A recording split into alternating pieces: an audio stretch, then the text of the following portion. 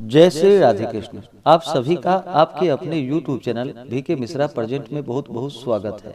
आइए आज आप सब सुनेंगे कार्तिक मास महात्म्य कथा में 26वें अध्याय की कथा। अब तक आपने पिछले अध्यायों का कथा श्रवण नहीं किया हो तो चैनल पे वीडियो अपलोड है, आप वहां से कथा को श्रवण कर सकते हैं। तो बोलिए प्रेम से भगवान विष्णु की जय, माता लक्ष्मी की जय, सर्वदेवी देवता की जय। भगवान श्री कृष्ण बोले, उज्जैन नगरी में ब्राह्मण कर्म से रहित पाप युक्त कर्म वाला और अत्यंत दुष्ट बुद्धि धनेश्वर नाम का एक ब्राह्मण रहता था।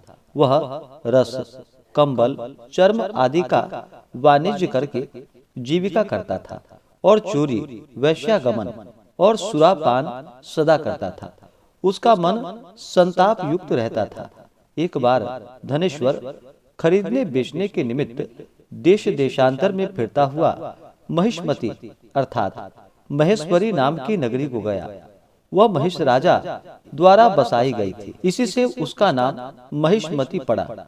पापों का नाश करने वाली नर्मदा नगर की परीक्षा हो रही थी। वहां धनेश्वर अनेक ग्रामों से आए हुए कार्तिक व्रत करने वाले को देखकर एक महीना वहां रहा। वह माल बेचने के लिए नित्य नर्मदा नदी के तीर पर भ्रमण करता था। नहाकर जप तथा देवताओं की पूजा में लगे हुए ब्राह्मणों को वह देखता था। कोई पुराण पढ़ रहे थे, कोई पुराणों के सुनने में लगे हुए थे, कोई विष्णु के नृत्य गान और बाजा आदि सुनने में लगे हुए थे। किसी को विष्णु की मुद्रा से अंकित और तुलसी की माला धारण किए हुए लोगों को धनेश्वर ने कौतुक युक्त मन से देखा। नित्य भ्रमण करते हुए धनेश्वर को वैष्णवों के दर्शन और संभाषण से विष्णु के नाम का स्मरण होने लगा। एक मास रहकर धनेश्वर कार्तिक की उद्यापन विधि और भक्ति सहित हरि जागरण देखा। तदंतर पूर्णमासी को ब्राह्मण और गौ का पूजन आदि व्रत करने वाले पुरुषों की दी गई दक्षिणा को और भोजन आदि को देखा। तब सूर्य अस्त होने के समय शिवजी की प्रसन्नता के निमित्त की गई दीपदान की विधि भी धनेश्वर ने देखी, क्योंकि उस तिथि को शिवजी ने त्रिपुरासुर से रचित तीनों पुरों को जलाया था। इसी से उस तिथि में भक्त लोग बड़ा उत्सव किया करते हैं। मुझ में और रुद्र में जो कोई अंतर मानता है, उसकी संपूर्ण क्रिया निस्संदेह निष्फल हो जाती है। तदंतर प्रजा आदि को देखता हुआ ब्राह्मण धनेश्वर भ्रमण करता था। उस समय उसे एक काले सर्प ने काट लिया और वह व्याकुल होकर गिर पड़ा। उसे गिरा हुआ देखकर कृपा युक्त हो बहुत से मनुष्यों ने घेर लिया और उस समय तुलसी युक्त जल उसके मुख में डाल दिया। कुछ क्षण बाद उसकी देह छूट गई। तब यम के दूत उसे बांधकर कोड़ों से मारते हुए संयमनी नाम की यमपुरी को ले गए। चित्रगुप्त ने उसे देखकर बालकपन से जो दुष्कर्म किए थे, उस समय उन सबों को यमराज से निवेदित किया। चित्रगुप्त बोले, बालकपन से जीवन भर कहीं कोई सुकृति इसका नहीं दिखता। हे यमराज, इसके पापों का वर्णन एक वर्ष में भी नहीं हो सकेगा। हे महाराज, यह दुष्ट एकमात्र पाप की मूर्ति है। इससे यह कल्प पर्यंत नरक में पचाने योग्य है। श्री कृष्ण जी ने कहा, भयंकर कालाग्नि के समान अपना रूप दिखाते हुए यम अपने भृत्यों से वज्र के समान वचन बोले। उन्होंने कहा कि हे प्रेतपतियों, इसे अपने मुग्दल से मारते हुए ले जाकर कुंभीपाक नरक में डाल दो। यह दुष्ट है, इसका मुख देखना भी पाप है। तब मुद्गल से फूटे मस्तक वाले धनेश्वर के प्रेतपति लेकर तेल के औंटने की चिड़चिड़ाहट युक्त कुंभीपाक नरक में डाल दिया। कुंभीपाक में उस धनेश्वर को पकड़ते हैं उसकी अग्नि ऐसी शीतल हो गई जैसे प्रहलाद के डालने से शीतल हो गई थी। यह देखकर प्रेतपति ने विस्मय युक्त होकर वह सब वृतांत यम से जाकर कहा।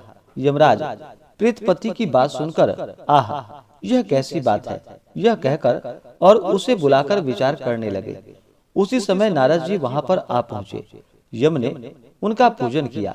तब नारद मुनि ने धनेश्वर को देख और हंस हंस कर कहा कि हे अरुण नंदन, यह नरक भेजने योग्य नहीं है, क्योंकि इसने नरक को दूर करने वाले कर्म किया है।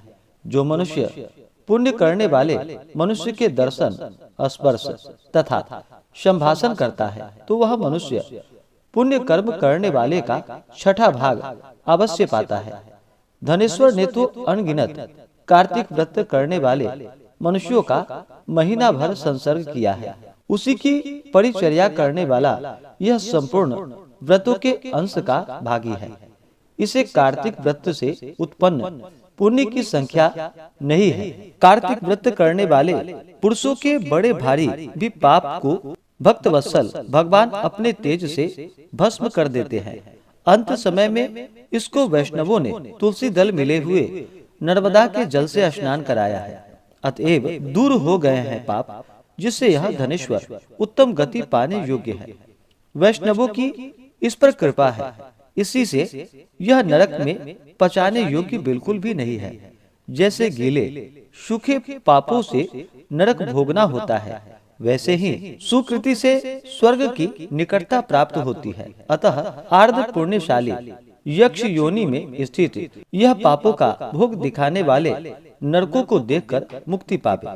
श्री कृष्ण जी बोले, ऐसा कहकर जब नारद जी चले गए, तब उनके वचनों से धनेश्वर के सुकर्म जानकर यमराज ने अपने दूत के द्वारा उस ब्राह्मण को नरक दिखाने की इच्छा से फिर बुलाया। इस प्रकार से कार्तिक मास महात्म्य कथा में 26वें अध्याय की कथा पूर्ण हुई।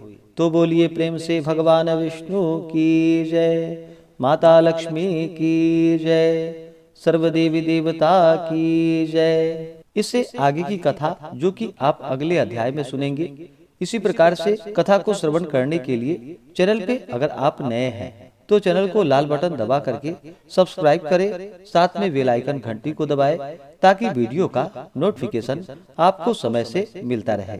वीडियो को लाइक करें, शेयर करें। सुखी रहे और स्वस्थ रहे। जय श्री राधे कृष्ण। धन्यवाद।